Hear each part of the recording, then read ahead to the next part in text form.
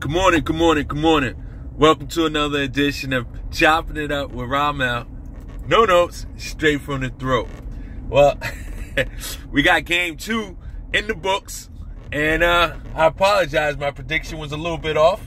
I had Golden State winning game 2 with an 8 to 10 points spread, no more than 12. But this one got out of hand. Somewhere just at the start of the fourth quarter.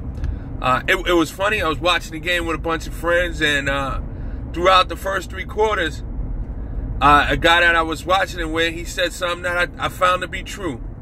He said that Cleveland was playing well enough that if they were playing any other team, they would have won the game. And, you know, it sounded funny at the time, but for the most part, he was absolutely right. Cleveland had played a much better game than they did in game 1. They got a little production from the bench. In the first quarter alone, I believe they forced about 8 turnovers. Golden State wasn't as flawless with the basketball as they were in game 1. In fact, they committed 20 turnovers the whole game, while Cleveland only committed 8. The bench wasn't stellar, but they did perform better than what they did last game. So it was a better game from Cleveland all the way around. LeBron, he played extremely well, especially in the first half. And here's my thing about LeBron, and this is what bothers me, is that in the first half, they showed a chart. Every shot he took was going to the basket. He had no shots that was really outside the paint. And for the most part, he was very effective. If you see, he finished 12 for 18 on the night. However, in the second half, he got away from that. And he started to rely on jump shots a little bit more. And here's the thing about LeBron's jump shot. It's not as pure as he thinks it is, or he would like it to be. Can he hit it? Oh, absolutely. He can hit it. But he's a rhythm shooter. His going to the basket will normally set up his jump shot. Very rare you see him just come out there and do what he likes, do what he wants. But at the end of the day, Golden State prevailed. They served home court. They did what they were supposed to do, protect it. And they showed why they're the threat to win this series very early.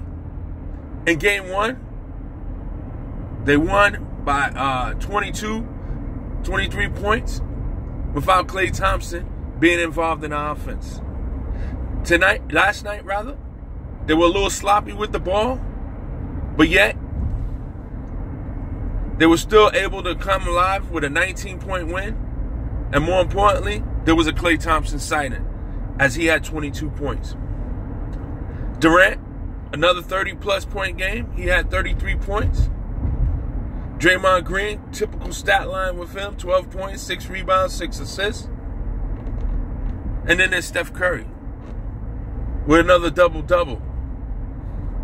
He had 32 and 11.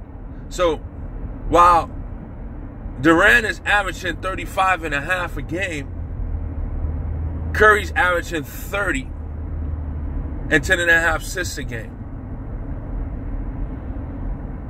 As I said to you guys once before, and I can't believe I'm continuing to say this,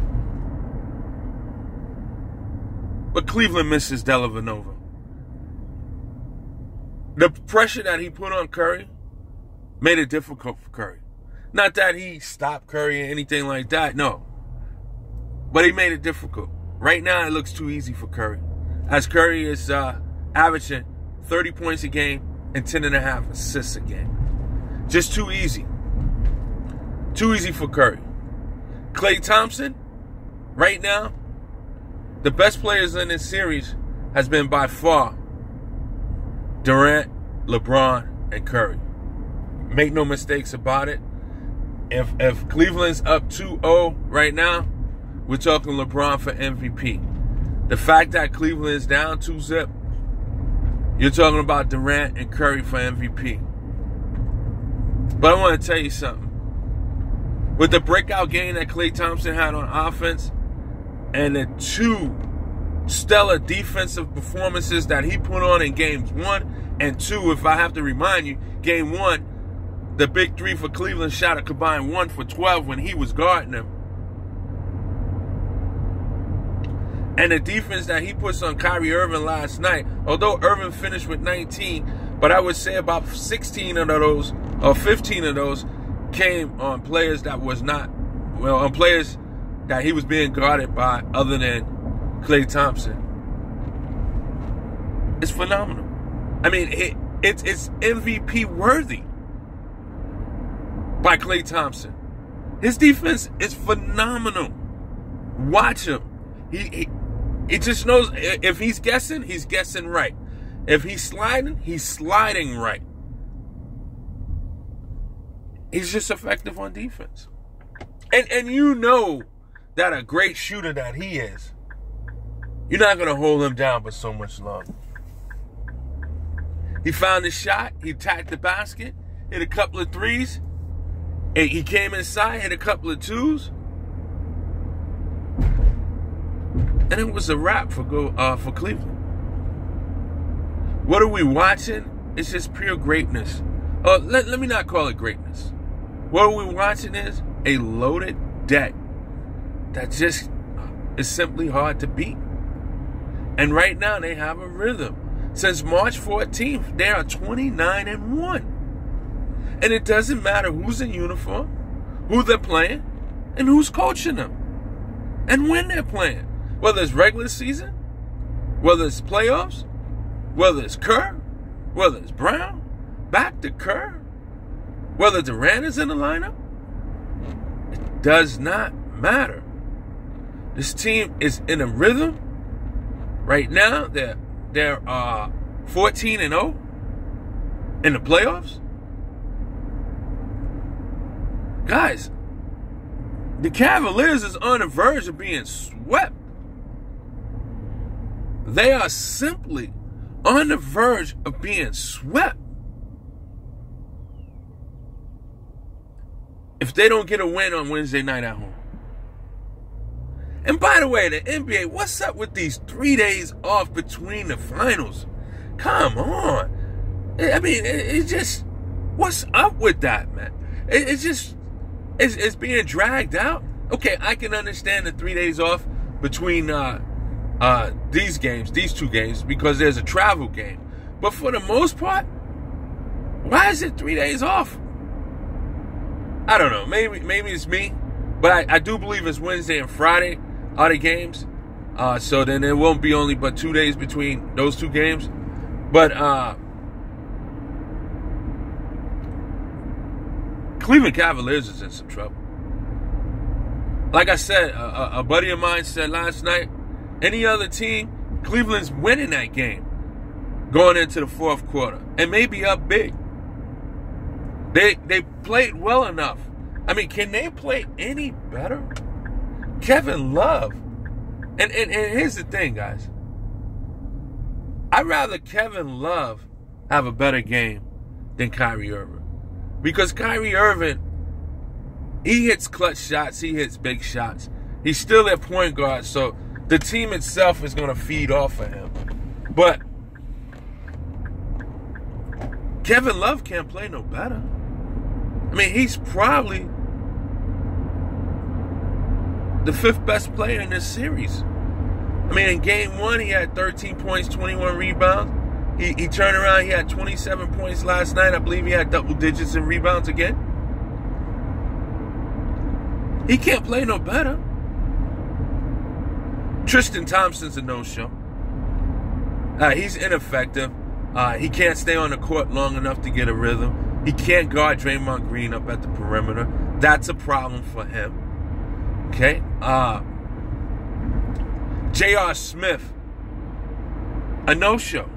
A no-show. When will Tyronn Lue realize if you want something from J.R. Smith, have him come off the bench, take him out of the starting lineup? He cannot get touches in the starting lineup. Put him in there with the second unit. Cal Korver, he had a moment here and there. Iman Shumpert was a little bit of a bright spot until he started cramping. Shannon Fry, I think he hit one shot.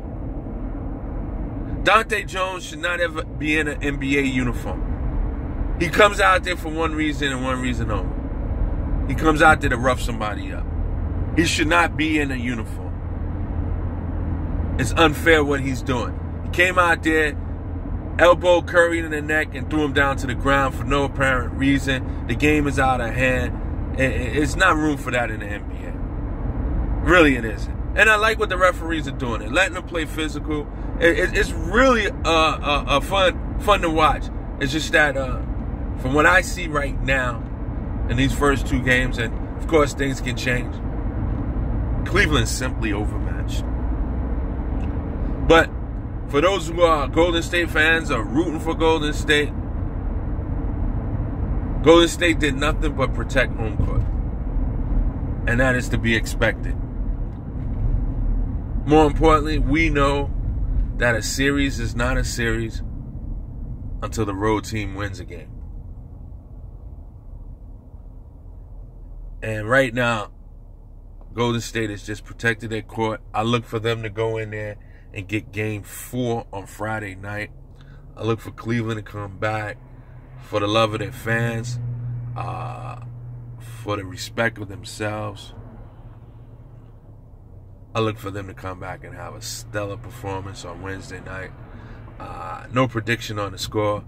It wouldn't surprise me if Cleveland wins by double digit, but I do think that they're going to find a way to get it done in front of their home fans and at least make this a threat of a series. But come next week, Monday night, a week from today, Golden State will be wrapping this up in Golden State. I don't see it going beyond 5 games. As I said all along, they're just overmatched. And if Klay Thompson has found anything close to his game, you know, he doesn't have to have the breakout games like Curry and Durant. All he has to do is just have a modest game, continue to hit needed shots, or what I call timeout shots, that when he shoots the ball, it causes the opposing team to call timeout. As long as he continues to do that and play the defense that he is playing, because my God, he is playing some stellar defense. Doesn't matter who's in front of him. This series is going to be over early. It really is. And the question comes, what does the Cavs do as adjustments? You know, the playoffs is about adjustments. What adjustments can they make? They sent double teams, but the way they move the ball, and they're so selfless that, you know, once in a while you'll see Curry try to do too much and try to dribble through a double team, and it might get stolen or knocked away. But for the most part, they are such a willing passing team that you just can't do that. So often, send double teams. And what happened is, as long as Jaja or McGee is not on the court, you're going to have shooters on the court. You're going to have shooters on the court. So somebody is going to be open. Who do you want open? And you know, sure, you might leave Iguodala open, but this guy is known to hit a jump shot. He also is a great cutter to the basket. You know, I watched him throw lobs to Sean Livingston. Let me repeat that. I watched him throw lobs to Sean Livingston.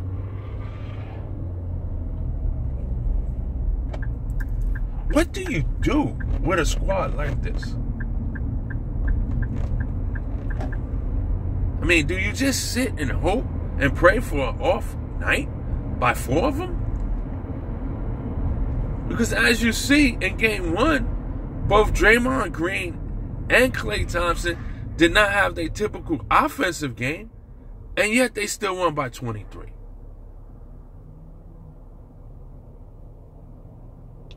So what do you do?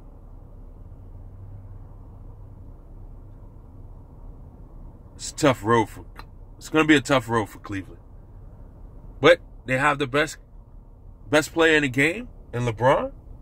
So that should help. They'll have their fans intact. That should help.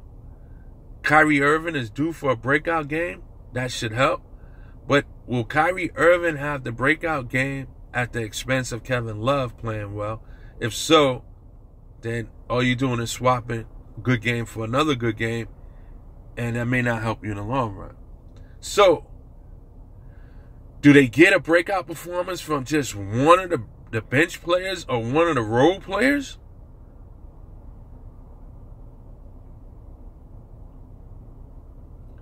It remains to be seen. Golden State had 4 players in double figures from the starting lineup last night, 2 off the bench.